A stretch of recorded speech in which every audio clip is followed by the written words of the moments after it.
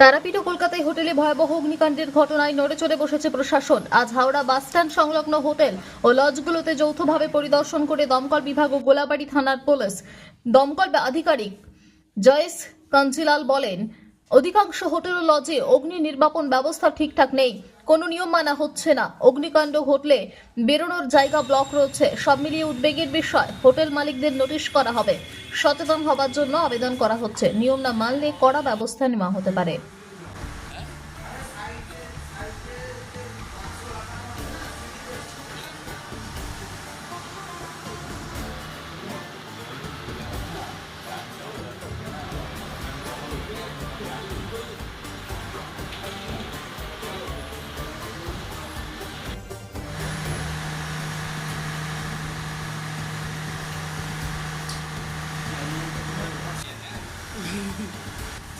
আপনি বললেন তো পারছি না, কি জন্য পারছি না?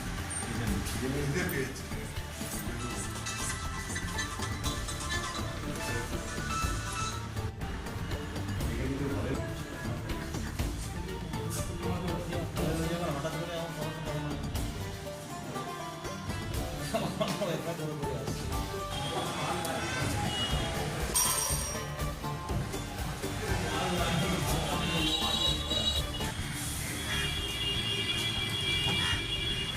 কোথায় ঢোকালে? বড়টাতে তো